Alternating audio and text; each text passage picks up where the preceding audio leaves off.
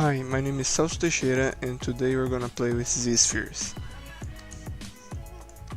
So this is the head that we started together last week.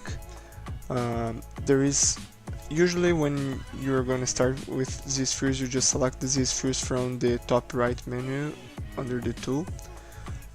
You click any primitives here, and if you click on it again after it's active, it's gonna show you all the primitives, and this Z-sphere is one of them.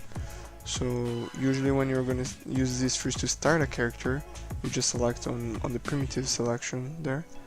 In this case, and that's usually the case for me, because I usually start the head off a normal sphere, and after I'm semi-happy with it, I block the body out of Z-spheres. So as I already have my head and a few other pieces, the easiest thing for me to do is to append a Z-sphere here. So just click append, select the Z-sphere, it's there. It's not showing because it's smaller than my head and it's on 0 space, so it's inside there.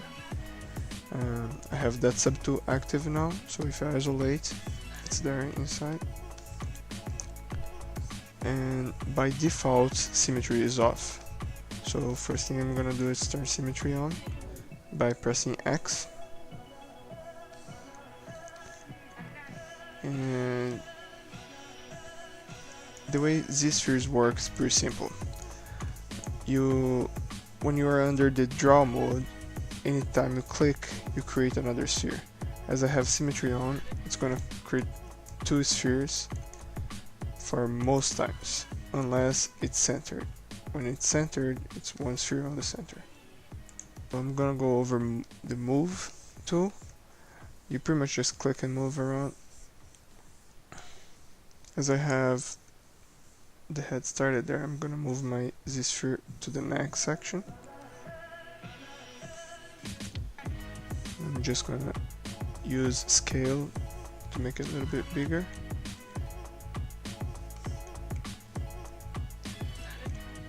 And now I can start adding more spheres. So this is, I'm gonna have 2 for the neck. Rams have pretty short necks,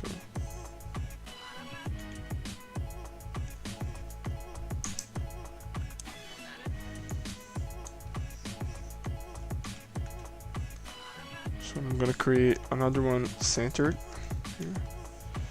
Move all the way to the back. That's how big his body's gonna be.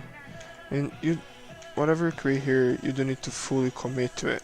This is gonna change a lot after you start sculpting. It's pretty much just creating a base mesh. And the great thing about these spheres is you can check the silhouette out before you commit to anything. So let's give him some little legs.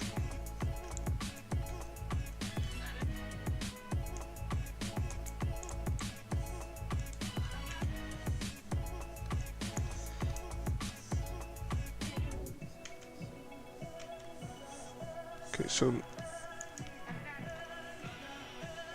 when you click with the draw mode on in between 2 Z-spheres on this segment here, you're going to create another Z-sphere in between, and then you can use the move settings to move around.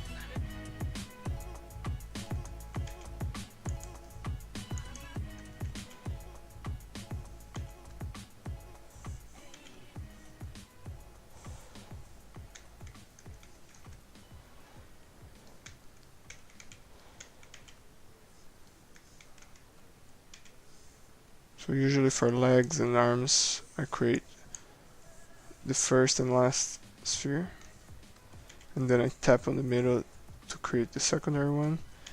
And in case of quadrupeds, you can add the other section there.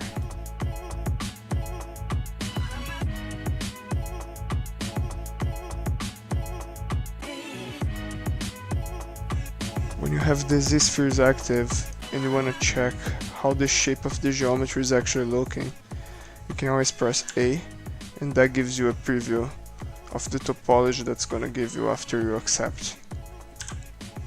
So A again, you go back to the edit mode, and to be honest, this is more than enough for me to get started.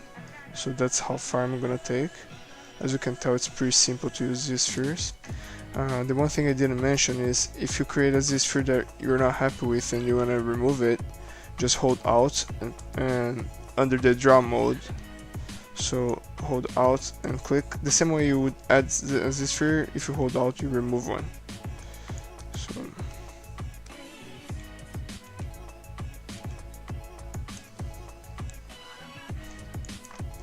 when using these spheres, I never add like tiny members like fingers or even a tail. A tail I might do it like for a ram, the tail is not that long, so I'm just gonna create a sphere there afterwards.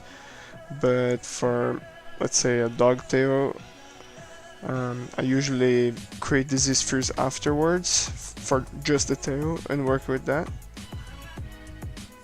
This is as far as I usually take for a normal character.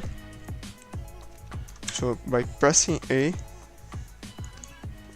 I see again the silhouette that's giving me and the topology. So if I start sculpting here, let's say pulling and pushing around. Okay, after I'm happy with the topology for my base mesh, what I do is I go back up here, click on make polymesh 3D, and that's gonna bake my topology into a new into a new tool. So I go back to my original tool or object, and this Z-sphere I just turn it back to Z-spheres by pressing A and turning off the preview mode. And you can delete it or keep it here for backup. I usually keep it there but not visible. And append the other one you just created by clicking on make polymesh. So now I have two, and this one is the one you're gonna work on. If you work on this Z-sphere on this one, if you turn on visibility and go back, you're gonna lose the progress that you had. And another thing is, when you are under Z-sphere, you can't have Dynamesh on. When you are under like a normal geometry, any tool goes, right? Another thing to keep in mind is after you click on make polymesh 3D, it's a brand new subtool, so by default again symmetry is off. So just remember to turn symmetry on again before you start sculpting. And for the tools I use for sculpting, like this initial phase, just blocking, you can check the previous video I posted, the link's right here.